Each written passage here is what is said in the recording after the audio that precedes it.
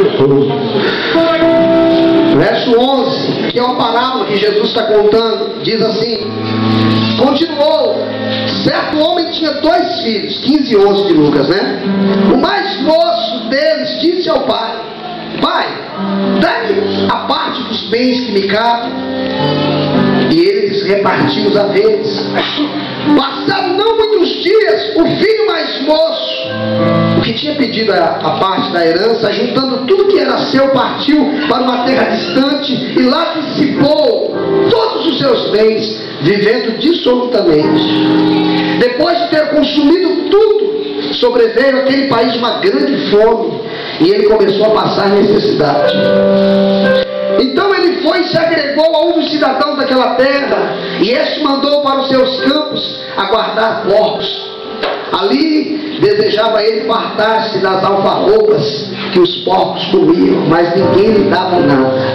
Então, caindo em si, disse: quantos trabalhadores do meu pai têm pão com fartura, e eu aqui morro de fome? Levantar-me-ei e irei ter com meu pai, e lhe direi: pai, pequei contra o céu e diante de ti, já não sou digno de ser chamado teu filho. Trata-me como um dos teus trabalhadores.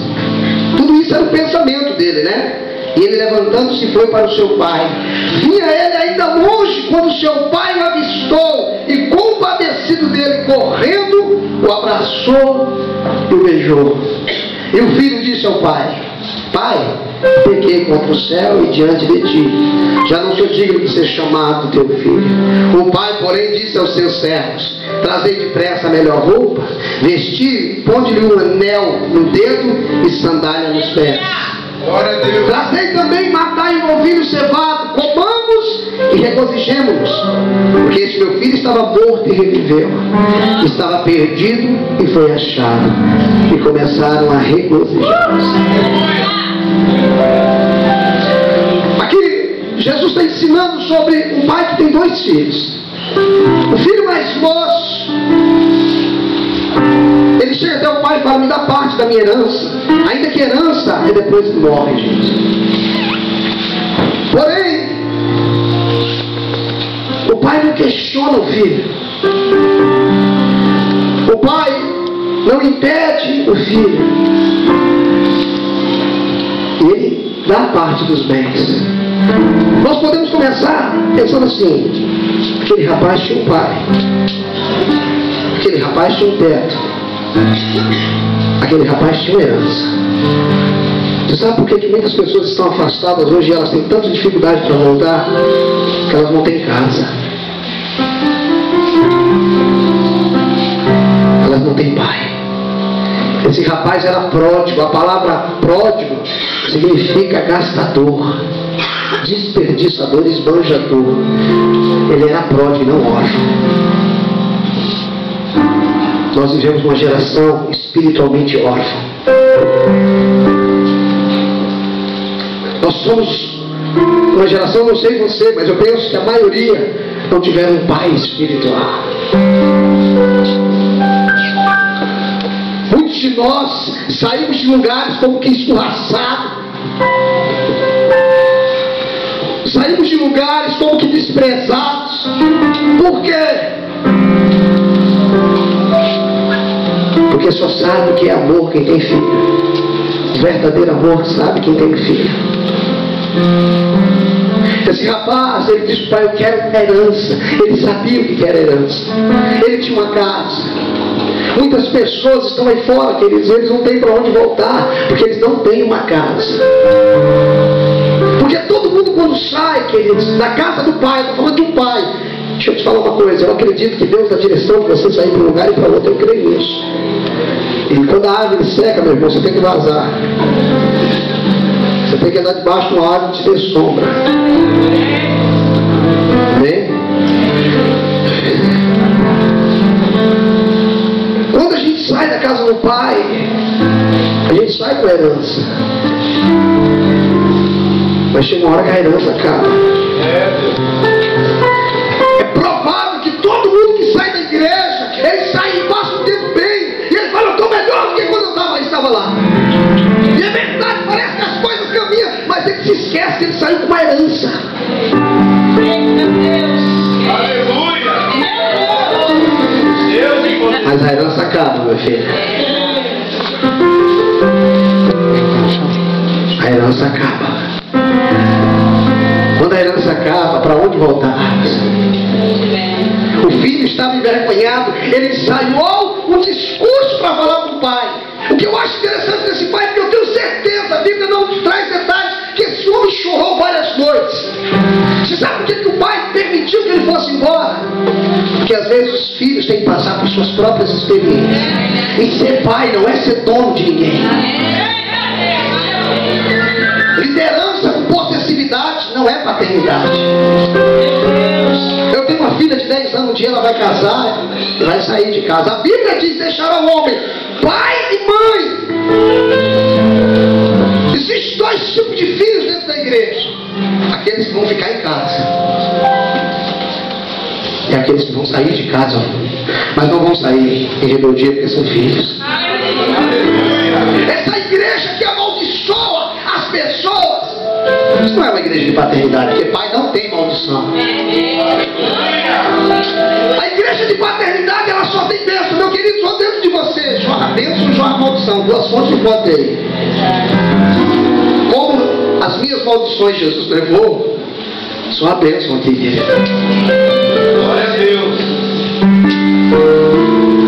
Ele sabia que ele tinha errado, mas ele caiu em si e disse: eu vou voltar para a casa do papai.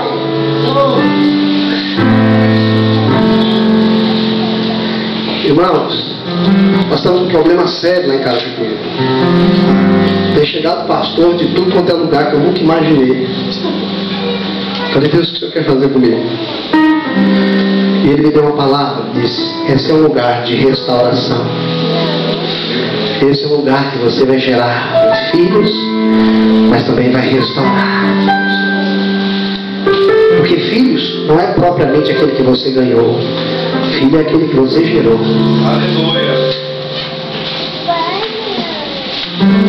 Gostei da cor. Filho é assim, ele se preocupa com você. Aleluia.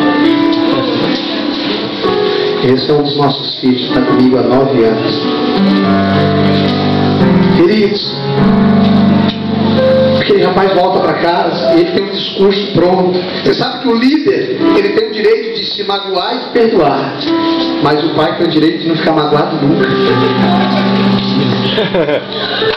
Porque o pai não fica magoado.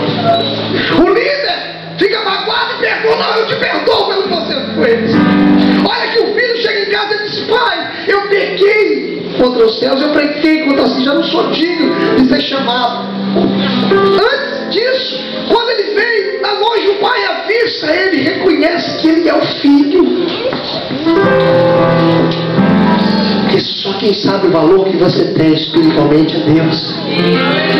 Só quem sabe o valor que você tem fisicamente. É por isso que a tua mãe não te entende espiritualmente, porque ela tem a visão física de você. Ela não tem a visão espiritual. Ele é visto o filho de longe e ele vai até o encontro do filho, e o filho diz todo o discurso: pai, eu pequei, eu fiz isso, eu fiz aquilo. Você não vai encontrar o pai entrando no argumento do filho.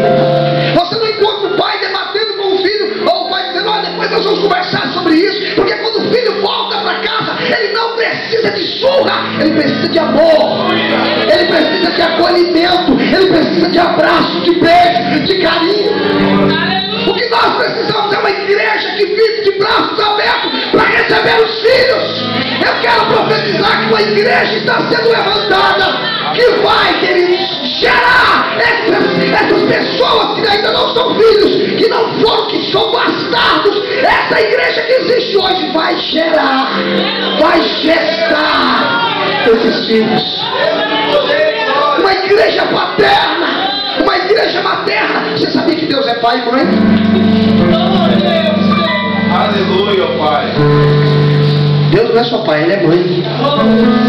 Quando a Bíblia revela ele como El Shaddai, El Shaddai significa aquele que amamenta. É aquele que te coloca no peito. Então Deus não é só pai, Deus é mãe também. Deus não está chamando só pais aqui, está chamando mães espirituais.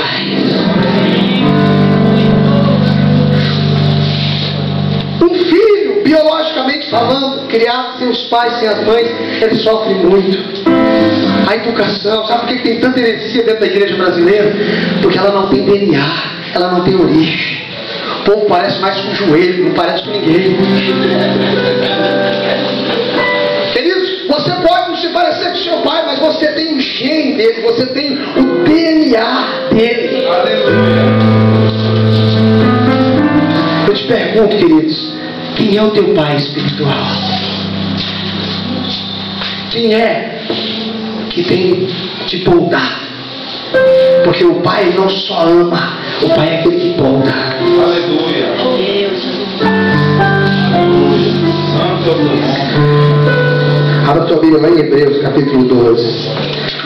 Nós vamos dar uma viajada aqui hoje.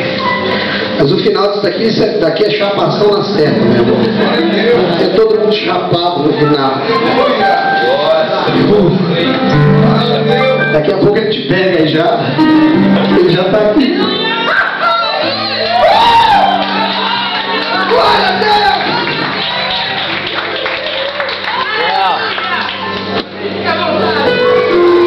12:8 de Hebreus diz assim: mas se estáis sem correção de que todos se têm tornado participantes, logo sois bastardos e não filhos.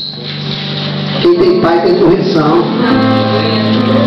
Tem alguém te corrigindo? Eu não gosto do meu pastor, eu não gosto de fulano, porque fica chamando a atenção. Deus disciplina os filhos, meu irmão. Você não quer disciplina, você não quer ser filho. E o pai abraça aquele filho, voltando para Lucas. Ele conta todo aquele discurso, e o pai não entra no discurso dele. O pai diz o seguinte: trazei a roupa, porque o pai é aquele que te veste. Isso fala de cobertura. O pai não é aquele que diz teu pai. O pai é aquele que te cobre de verdade. Hoje esse negócio de cobertura no Brasil virou moda, né? Mas existe cobertura verdadeira. Existe cobertura verdadeira. Mas cobertura é aquela que põe o joelho no chão e ora por você. O pai é aquele que... Qual o limite de um pai biológico? Se seu filho não tiver de madrugada assim, passando mal, teu filho biológico, e você fala para ele, e ele fala assim: pai, estou queimando de febre. Você vai lá e mede, está dando quase 40 graus de febre. Você fala para ele: filho, vai dormir que eu tenho que trabalhar daqui a pouco. Qual o limite de um pai e de uma mãe espiritual? Ou de um pai e uma mãe biológica? Tem limite? Não tem limite para um pai e uma mãe espiritual. Não tem horário. É qualquer hora, minha filha. Liga pro teu pai, que o papai vai te buscar. Fala, Deus. Não, tem que ser mais... Eu vou descer o negócio aí. Se você diz que é pai de alguém, mas você desliga seu celular à noite, você não é pai. Fala, Deus. Porque o pai, ele pode ser compromissado demais, ele pode ter muitos compromissos, mas o filho tem acesso a ele. Essa cobertura que não se tem acesso, não se relaciona, isso não é cobertura. Isso é cobertura virtual. Enfim, não é verdade. Porque tudo que é virtual não é verdadeiro. E o pai não quer saber dos argumentos do filho. O pai põe roupa nele. O pai põe sandália nele. O pai põe anel. Porque o que significa o anel? Naquela época se assinava com um anel. O pai está dizendo: você pode fazer as coisas no meu nome.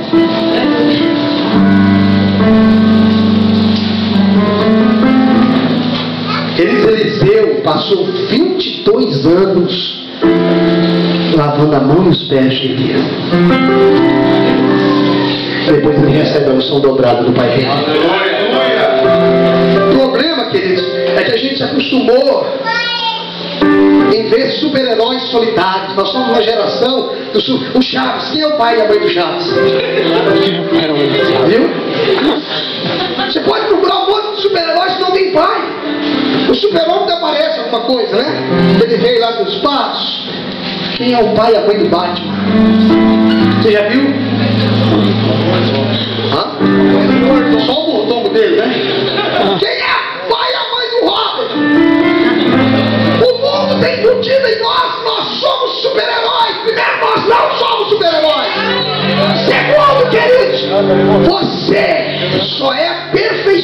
aperfeiçoado. Nós só somos aperfeiçoados diante de Deus quando você chega diante dele e diz: eu sou fraco. Quantos fracos nós temos aqui? A minha graça te basta. O meu poder se aperfeiçoa na tua fraqueza. Diante do diabo, não, meu irmão. Diante do diabo a gente sai na condição de Cristo. Diante do diabo você tem que ficar falando: sou nada. Não. Diante do diabo você não anda na tua condição, você anda na condição que Cristo adquiriu. Mas diante dele, meu irmão, o Senhor fala: o Senhor usa qualquer coisa. Tem qualquer coisa aqui. Semana eu estava discipulando um dos nossos filhos. Ele falou: pastor, o senhor tem sido um Deus.